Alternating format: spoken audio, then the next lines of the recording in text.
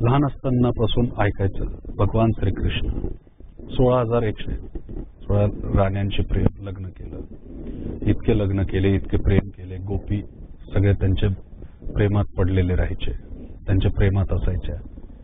राधाकृष्णाचा प्रेम, राधाकृष्णाचा प्रेम. मी म्हटलं हे राधाला शोधणं गरजेचं आहे की कृष्णाला देव म्हणतात, इतकं सगळं ह्यांनी इतकं प्रेम केले, हे केले, तरी सुद्धा ह्यांना देव म्हणून लोक संबोधित करतात, ह्यांना आदर्श म्हणून बघतात. आणि जर बघितलं तर दुसऱ्या व्यक्तीने एखाद्या दुसऱ्याचे प्रेम केलं तर त्याला चरित्रहीन म्हटलं जातं.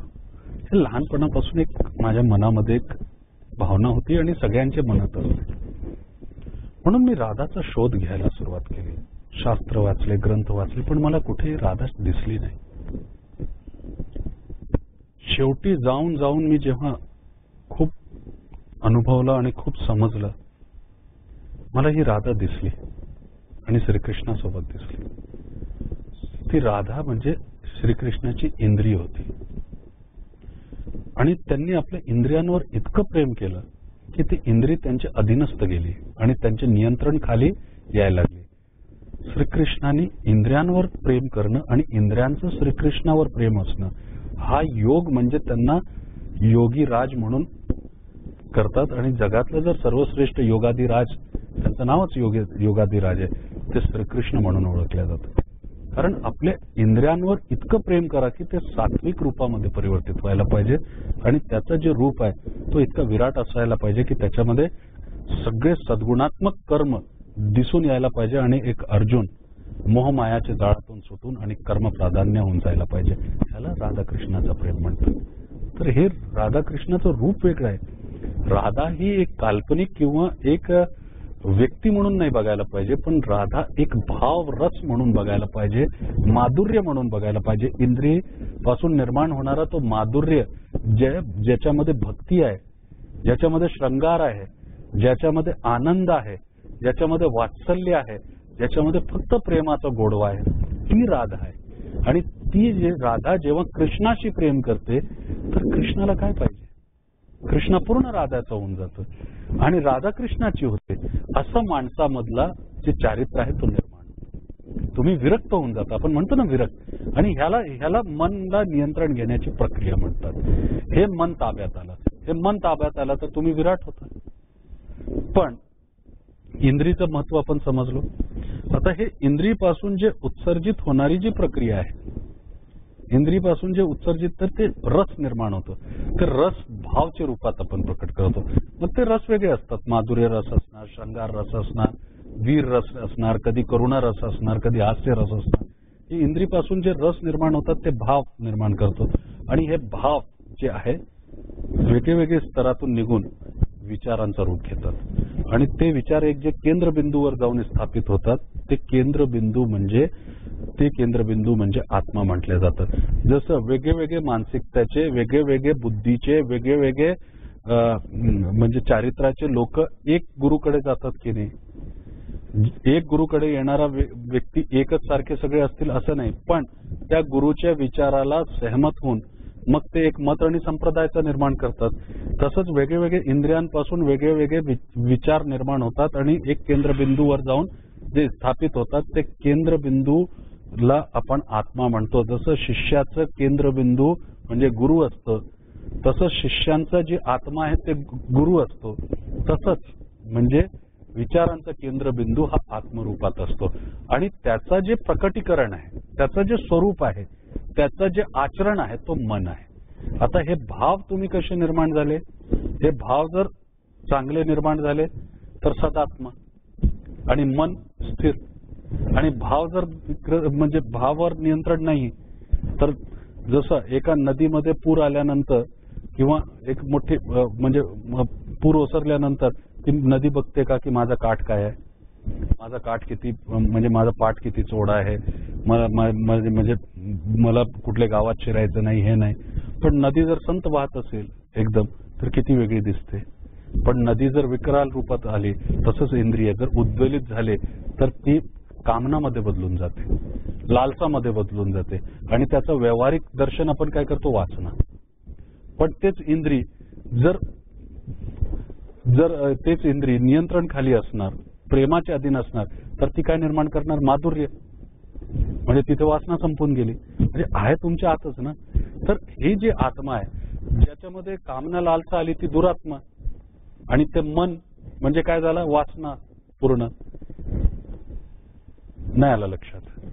ते मन झालं वासना, आणि हेच जर मन इकडे बघितलं तर माधुर्य, तर ते मन झालं भक्ती. तर हे मन आहे. आता ह्याला भक्तीमध्ये लावायचं की वासनामध्ये लावायचं ते आपल्या इंद्रियांवर नियंत्रण आहे. आणि त्याच्यासाठी तुमची जी आवड निवड आहे त्या आवड निवडवर तुम्ही विचार करायला पाहिजे. आवड निवडवर विचार केलं तर काही दिवसानंतर बदल घडत राहतात. आणि बदल घडल्यानंतर तुम्ही जेव्हा ते इंद्रियांशी प्रेम करतात, इंद्रियांनी म्हटलं की आम्हाला अमुक पाहिजे, पण आपण जर त्या इंद्रियांना वेळ दिला आणि सांगितलं की अमुक ह्यांनी असं निर्माण होणार, तर तसे विचार परत निर्माण होतात.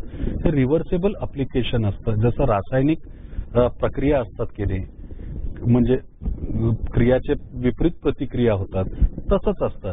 तर तुमच्या शरीरामध्ये जी संचालित होणारी जी ऊर्जा असते, ज्या पद्धतीने तुमच्या पॅन्क्रियास मधून इन्सुलिन निघतो आणि ते तुमच्या जे जेवणाला आहे त्या जेवणाला प्रोटीन द्यायचं, प्रोटीन देतो, कार्बोहायड्रेट द्यायचं, कार्बोहायड्रेट देतो, आणि त्याचप्रमाणे कार्बोहायड्रेट बरोबर फॅट जिथे निर्माण करायचं फॅट देतो.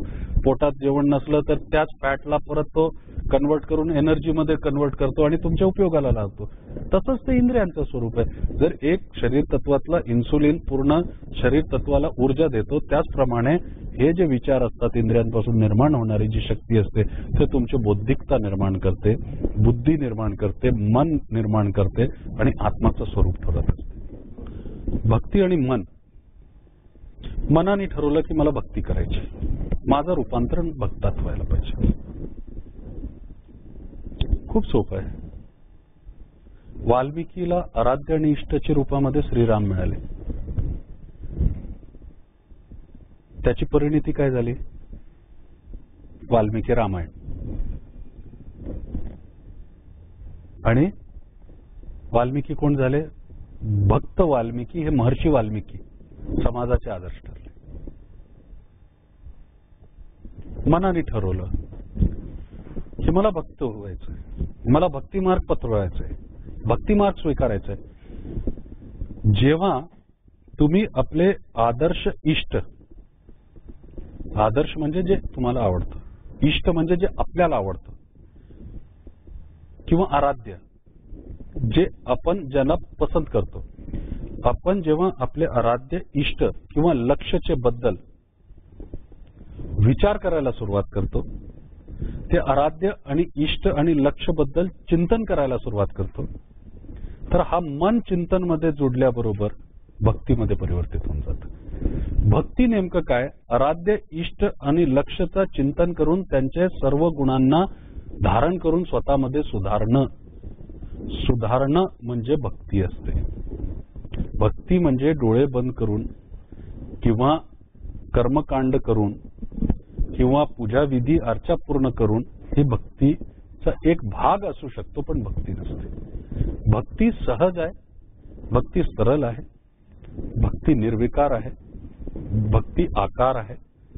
सर्व रूपामध्ये भक्तीचा दर्शन आपण घेऊ शकतो, पण आपल्या समोर आराध्य असायला पाहिजे, आपल्या समोर इष्ट असायला पाहिजे. मग त्या भक्तीमध्ये 5 वक्तची नमाज आपले आराध्य आणि इष्ट अल्लाबद्दल असेल, किंवा गुरु ग्रंथ साहेबच्या समोर अरदास करणारा सिख संप्रदाय असेल, भक्तांबर सामायिक आणि प्रतिक्रमणाच्या माध्यमातून जैन धर्माला बांधणारी प्रक्रिया महावीर स्वामी किंवा 24 तीर्थंकराच्या रूपात असेल, किंवा प्रेयरच्या माध्यमातून येशू ख्रिस्त असेल, किंवा आदर्श तत्वाचे निर्मितीच्या रूपामध्ये भगवंताचं स्वरूप श्रीराम श्रीकृष्ण, किंवा